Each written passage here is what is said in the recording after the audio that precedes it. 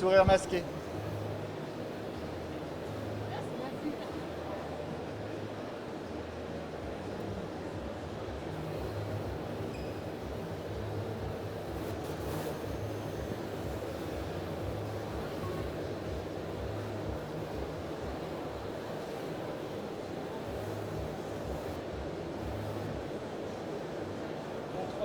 Quatre appareils.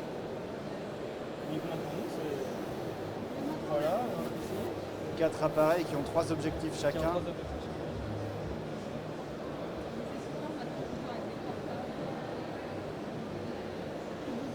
Ah, c'est léger, c'est plus léger, ouais.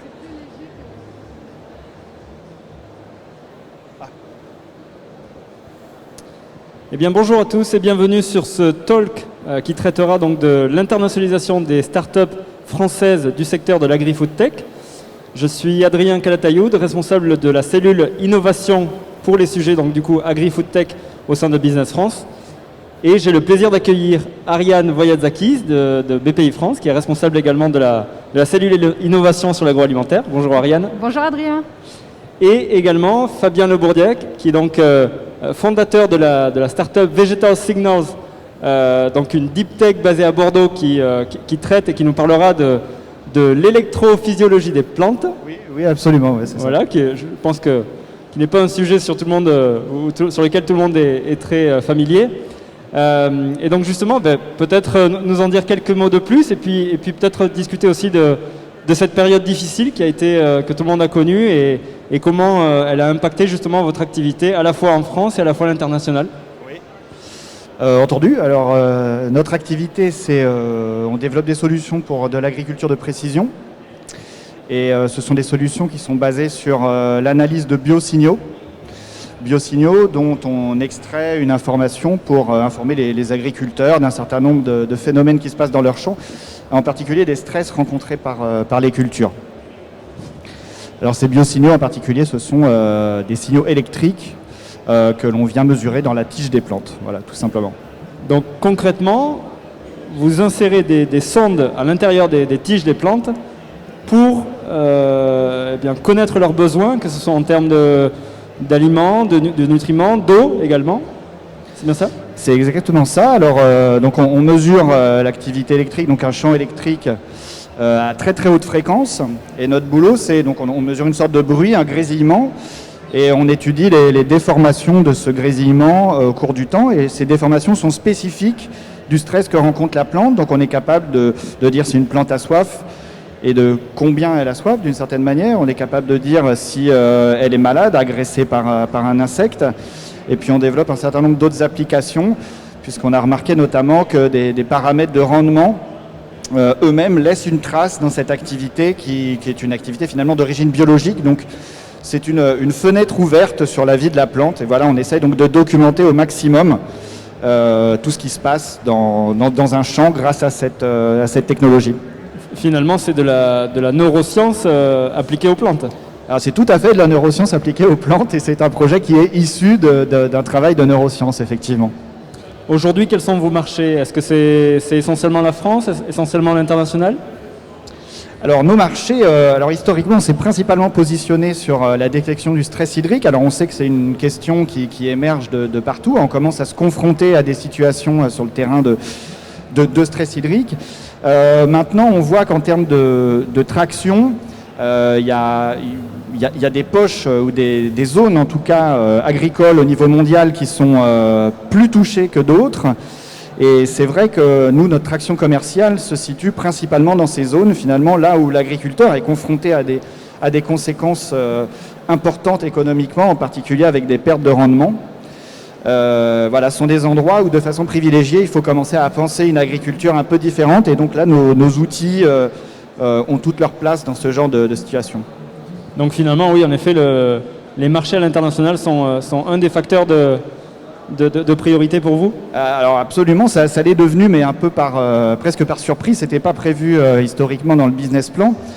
Mais on a rencontré un certain succès à l'international. D'ailleurs, suite à une première mission qu'on a menée avec Business France, d'ailleurs, en Afrique du Sud. Et là, on s'est rendu compte que il y avait un business case qui était très important, une valeur ajoutée qui était bien plus importante que ce qu'on était capable de proposer ici en France. Et donc aujourd'hui, on est à un stade où en 2021, un peu plus de 80% du chiffre d'affaires sera réalisé à l'export. Impressionnant. Belle performance. Ouais. Et ce, malgré la période donc, du Covid qu'on a tous connue. Alors oui, malgré cette période effectivement assez compliquée, puisque c'est le moment où l'attraction a commencé, et donc il y a un certain nombre de déplacements d'affaires et d'installations qui n'ont pas pu se faire. Donc logistiquement, ça a été un peu compliqué. On a eu un certain nombre de déploiements techniques qui ont été faits malgré tout, je pense en particulier au Canada et en Afrique du Sud, où là, oui, bon, la logistique et l'organisation a été très très complexe. Ouais. De votre côté, Ariane, au niveau de la BPI, du coup, quel bilan vous faites justement de cette année écoulée, de ces difficultés, et puis du coup, qu'est-ce que vous avez pu apporter aux entreprises de ce secteur-là ? Oui, alors effectivement, pour faire face aux difficultés liées à la crise Covid, on a apporté massivement des prêts anti-crise aux entreprises. L'année 2020 a été marquée par la mobilisation générale de BPI France au chevet des entreprises, avec notamment le prêt garanti par l'État et différents prêts mis en œuvre avec les régions. Le prêt garanti par l'État, c'est 134 milliards d'euros injectés dans l'économie française. C'est ce qui nous permet aujourd'hui d'espérer la relance. Le secteur agroalimentaire a globalement été plus résistant que d'autres secteurs industriels, mis à part le secteur de la restauration hors foyer, donc ceux qui ont été pénalisés par la fermeture des cantines, des restaurants. On peut dire que le secteur agroalimentaire a montré une certaine résilience. Mais après les dispositifs anti-crise, l'État nous a donné comme priorité la relance par l'investissement, une forte préoccupation sur notamment l'autonomie alimentaire de la France, comment réindustrialiser la France, comment assurer l'autonomie alimentaire de la France en boostant l'investissement. Donc nous avons été opérateurs du plan de relance de l'État qui est toujours en cours jusqu'en septembre de cette année. L'année dernière, c'était 1 milliard d'euros injectés pour financer en subvention les investissements des entreprises agroalimentaires. Et le secteur agroalimentaire est un des premiers bénéficiaires de ce plan. Donc on est très fiers et on est toujours là pour aider les entreprises à passer ce cap. On l'a vu en effet, les montants d'investissement dans l'agri-food-tech, malgré la crise qu'on a connue, ont néanmoins connu une augmentation. Donc c'est autant au niveau mondial, voilà, les secteurs de la food-tech notamment, avec toutes ces questions justement d'assurer l'autonomie alimentaire pour chacun des pays. On l'a vu, voilà, des solutions bénéficier de montants d'investissement assez astronomiques. Et vous, Business France, vous n'avez pas chômé non plus, je pense. Ça a été aussi une année assez intense pour vous. Quelles ont été vos actions ? C'est le cas de le dire. Alors c'est vrai qu'au début de cette crise, donc, ce que nous avons identifié au sein de Business France, c'est que finalement les entreprises avaient besoin, et peut-être que Fabien nous le confirmera, c'est la clé finalement de la réussite, c'était l'information marché. Savoir ce qui se passait dans tel pays à tel moment, pour justement savoir si on pouvait éventuellement s'y rendre ou bien savoir si les conditions locales permettaient justement d'avoir du business. Donc ça a été un des premiers axes du plan de relance également que nous avons porté avec vous, qui a été donc la création des infomarchés dédiés donc sur chaque secteur d'activité, et notamment l'aspect vraiment agroalimentaire et agricole était un des piliers de cet axe du plan de relance. Et donc on a mis en place une plateforme sur le site de la Team France Export, donc qui regroupe, vous le voyez derrière moi, Business France, CCI France et BPI France bien sûr. Et donc toutes ces informations que nos collègues en réseau à l'étranger faisaient remonter et étaient implémentées sur cette plateforme et sur cette carte donc géographique, et bien voilà, ont permis aux entreprises de savoir ce qui se passait en temps réel sur les marchés. Et ça, c'était un axe très important pour elles. Autre sujet, c'est que nous avons digitalisé finalement toutes nos missions. C'est vrai qu'on est souvent connu Business France pour faire des salons, mais nous faisons également des missions collectives pour les entreprises, donc vraiment des missions B2B. Et ces missions, c'est vrai qu'on avait l'habitude de se rendre sur les pays pour justement aller démarcher des acheteurs, des prospects potentiels. Et finalement, on a dû se transformer, comme beaucoup d'entreprises aujourd'hui. Et donc, nous avons transformé toutes nos opérations en format digital pour permettre néanmoins aux entreprises de continuer d'avoir de nouveaux contacts et de créer de nouvelles relations avec leurs prospects à l'étranger. Voilà, et donc dans ce cadre-là, on a réalisé près d'une quarantaine de webinars donc sur des marchés pour apporter cette information. Et en ce qui concerne donc les missions, nous avons digitalisé une mission en Allemagne sur le secteur de l'élevage, avec pareil tous les sujets d'innovation pour appliquer à l'élevage. Nous avons également digitalisé une mission au Brésil sur l'aspect food tech, donc vraiment l'industrie agroalimentaire. Et puis enfin, on avait une mission mixte à cheval sur les deux secteurs, autant l'agri que le food, et donc qui était en Israël, et pour lequel BPI France justement était partenaire de cette mission et nous a bien sûr aidé à construire cette mission, et à laquelle justement, Fabien, vous avez participé. Oui, absolument. Est-ce que vous peut-être nous dire, parce que c'est vrai que l'Israël est un marché un peu particulier sur lequel on n'y va pas forcément pour exporter, mais plutôt pour rechercher des partenariats, que ce soit technologiques ou que ce soit commerciaux. Mais voilà, donc c'est vrai que quand on approche le marché israélien, on y va dans une optique particulière. Est-ce que vous pouvez nous en dire un peu plus ? Oui, nous, la première fois qu'on a pensé à Israël, c'était justement pour ces questions de stress hydrique et de tension sur la ressource en eau. On sait que c'est une région qui est très concernée par le sujet. Donc voilà, c'était le premier point. On se disait, y a-t-il un marché immédiat ? Et puis immédiatement après, on s'est rendu compte aussi, c'est de notoriété publique, Israël était un hub mondial pour les agrotechnologies. Et donc c'était effectivement important de voir ce qui s'y passait. On a vu. C'est assez impressionnant, hein, la dynamique du secteur AgTech en Israël, la manière dont le secteur est structuré aussi avec l'appui du gouvernement. Voilà, on sent que c'est un secteur largement prioritaire dans le pays. Et donc, on en avait discuté. Il y a ces statistiques qui m'ont marqué sur la balance commerciale agricole israélienne. On ne s'y attend pas. Ils importent pour 6,5 milliards de denrées alimentaires, mais exportent pour 9 milliards d'agrotechnologie. Ils arrivent à être positifs dans leur balance commerciale en agriculture, ce qui est assez impressionnant. Ouais. Nous sommes très heureux que vous aviez bien profité de cette mission en Israël.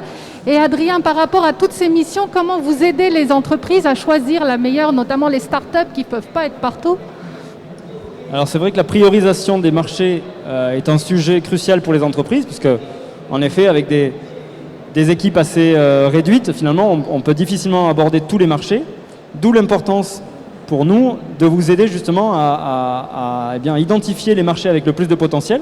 Et donc ça, pour réaliser cela, on se base sur les critères de potentiel que vous, entreprises du secteur, nous évoquiez pour justement faire un tri parmi les entreprises, parmi les pays, je veux dire, les marchés, et du coup arriver à ressortir quelques marchés sur lesquels vous avez le plus de potentiel et sur lesquels nous pouvons vous accompagner avec nos bureaux à l'étranger, comme je le disais tout à l'heure, et nos collègues présents et des experts agro présents dans les marchés locaux. Donc, finalement, cette priorisation, pour vous, elle vous permet de ne pas vous éparpiller, de ne pas gaspiller vos efforts et votre énergie, surtout, pour vous concentrer sur un ou deux marchés. Là, en l'occurrence, c'était Israël. Pour l'année prochaine, on se concentrera un peu sur l'Europe avec le Royaume-Uni, l'Italie essentiellement, l'Espagne également. Donc des marchés un peu plus de proximité où on a identifié du potentiel et des opportunités pour les entreprises de vos secteurs.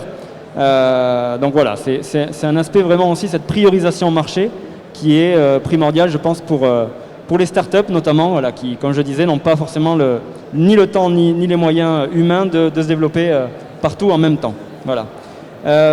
Également, on a justement mené une enquête auprès des entreprises de nos secteurs pour arriver à faire remonter vos besoins en termes de destination géographique, en termes de prospects cibles, en termes de budget également alloué à l'export, pour justement essayer de construire une programmation d'action pour 2022 en lien avec vos besoins et non pas voilà, des potentielles missions qui ne finalement trouveraient pas écho chez vous. Peut-être, Ariane, vous avez aussi je crois des appels à projets intéressants pour 2022 ? Tout à fait, mais même déjà en 2021, donc après les dispositifs anti-crise, après le plan de relance, maintenant c'est le cap à l'innovation. Après la crise, il faut pouvoir se projeter dans l'avenir. Il ne faut pas négliger l'innovation parce que c'est un facteur important de différenciation à l'export. Pour gagner des marchés, il faut être innovant, il faut se différencier par rapport aux concurrents. Donc pour l'agri-food-tech, on a lancé un concours innovation cette année et on a lancé récemment un nouvel appel à projet dans le cadre du programme des investissements d'avenir. C'est IDEMO qui finance des démonstrateurs et des projets collaboratifs où on incite des grandes entreprises à collaborer avec des start-up, des instituts de recherche. C'est le collaboratif à l'échelle des entreprises comme on le vit aujourd'hui. C'est vrai qu'en effet, les startups ont besoin aussi de ces grands groupes pour les appuyer, pour les soutenir, pour les incuber parfois et les aider à grandir. Donc c'est une excellente initiative de votre part. Où est-ce qu'on peut trouver toutes ces informations? Sur le site Sur notre site internet, vous avez les cahiers des charges et bien sûr on est là pour vous accompagner à candidater à ces appels à projets. Très bien. Bon, ben, n'hésitez pas donc du coup à rajouter Ariane Voyatzakis donc, dans vos contacts professionnels pour en savoir un peu plus sur ça. Peut-être pour conclure sur vos priorités pour 2022, que ce soit voilà, en termes de démarche commerciale, de démarche technologique aussi. Peut-être que voilà, vous souhaitez développer votre technologie encore un peu plus. Quelles sont voilà, vos priorités pour 2022 ? Alors nos priorités pour 2022 seront de reprendre l'avion, ce qu'on n'a pas pu faire depuis bien longtemps et ça nous manque. Donc effectivement, on a réussi à établir des partenariats maintenant qui sont solides et qui tiennent dans le temps, mais à distance. Et donc un des enjeux, c'est effectivement d'accélérer finalement le volume d'activité à l'étranger. Et donc il faut à un moment donné se déplacer, apporter du matériel, etc. Donc l'un des gros enjeux sera celui-ci. Finalement, de concrétiser les rencontres que vous avez faites en digital par du physique. Oui, c'est ça. Donc ça se passe aujourd'hui, mais ça reste un distanciel. Finalement, on peut envoyer des colis, on en reçoit, mais il n'y a pas eu encore de rencontres physiques ou très peu, et je pense que ce sera un des gros intérêts pour démultiplier finalement ce qu'on a déjà réussi à établir aujourd'hui. De votre côté, Ariane, quelles sont les priorités ? Les priorités, c'est de soutenir nos startups, notamment à travers l'agroécologie. On a une nouvelle convention avec le ministère de l'Agriculture en ce sens. Et donc, l'agri-food-tech, c'est l'alimentation de demain et c'est aussi la préservation de l'environnement grâce à nos startups qui œuvrent en ce sens. Tout à fait, c'est vrai que je crois qu'on est tous les trois là à travailler autour d'une même problématique qui est celle de nourrir 9 milliards de personnes d'ici 2050. Donc voilà, il faut arriver à produire davantage, mieux, mais avec moins de ressources finalement. Donc d'où cette problématique. Peut-être est-ce qu'il y a des questions dans l'assemblée de nos visiteurs ? Bonjour, Maëlène Poitrenaud, Veolia. Je vais rebondir sur l'appel à projet IDEMO.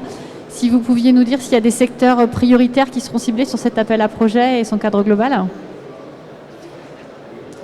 Donc la question, c'est s'il y a des secteurs prioritaires pour IDEMO. Il n'y en a pas. Tous les secteurs sont les bienvenus. C'est un appel à projet transsectoriel, et notamment pour l'agri-food-tech. Merci. Parfait. Écoutez, je vous propose de conclure. Alors c'est vrai que sur les 4-5 dernières éditions de Vivatech, nous avions l'habitude de clôturer cette session avec un cocktail de bienvenue et avec essentiellement des produits food-tech.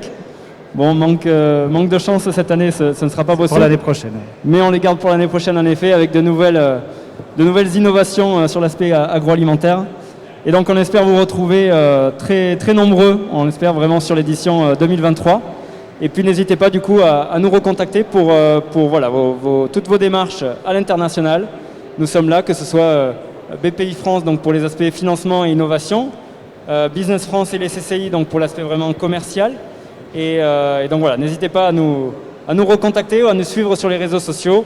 Pour notre part, donc @bf_agrotech, très facile à retrouver. Et puis je crois que les comptes également de nos partenaires sont mentionnés sur l'invitation. Merci à tous encore. Merci Fabien, merci Ariane. Beaucoup. Merci. Et puis à très bientôt pour une année Agri-Food Tech. Au revoir. Super, merci.